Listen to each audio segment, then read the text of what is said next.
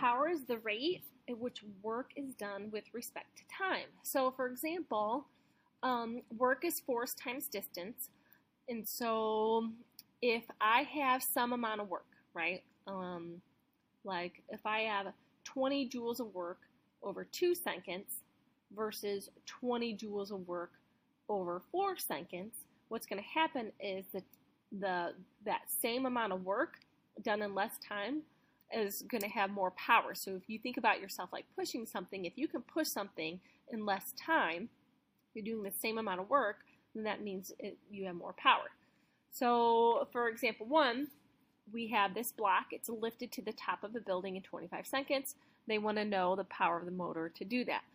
So I know work equals force times distance times the cosine of theta. Okay, now this block is being lifted and it's going up. So that applied force, okay, whatever I'm moving up, that has to be, do we have,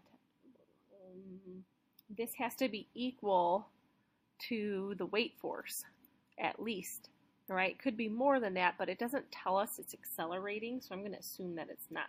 So we have an applied force upward, and we have this weight force down. So this is our weight force mg, and we're going to assume that those are the same.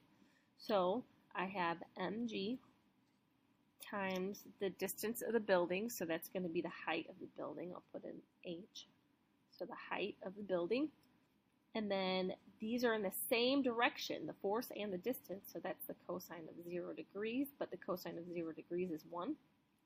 So then this equals 10 kilograms times 10 meters per second squared times the height of the building, 20.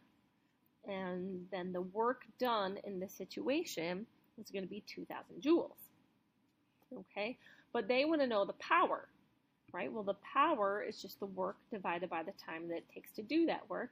So that's going to be 2,000 joules divided by 25 seconds.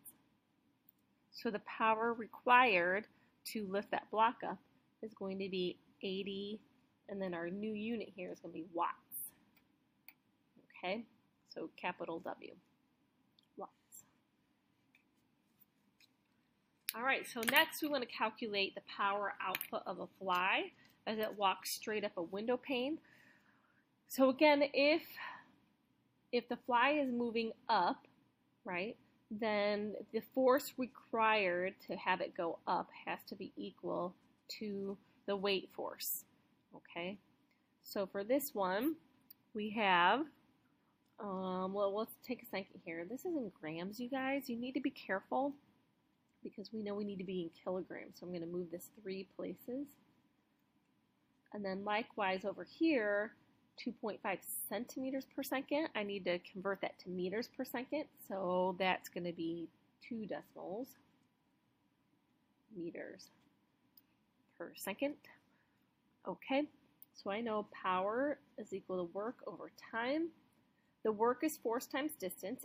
It's moving up, and the distance is going to be up. Do I know the distance? I don't. That must be what this is for. Okay, so power equals force times distance times the cosine of 0 degrees over the time. Okay, so we have this. So this is force. Cosine of 0 equals 1. So this is 1. So I can eliminate that. And then times distance over time. Well, that's perfect. Because take a look, you guys. Distance over time, all right, that's the rate that it's moving at. Since this rate isn't changing, I know we're not accelerating, so again, that kind of goes back to how this is equal to each other. So the weight force is 0.0013 kilograms times 10 meters per second squared times d over t is the speed here, so times 0.025 meters per second. Do that. And then when all said and done, that means the power is going to equal 3.25 times 10 to the negative fourth watts. All right, so some things to consider that are not in your notes that I do want you guys to think about. We know power equals work divided by time. And what that means is power is directly proportional to work and it's inversely proportional to the time. And what this means is the greater your work value in the same amount of time, so this means time constant.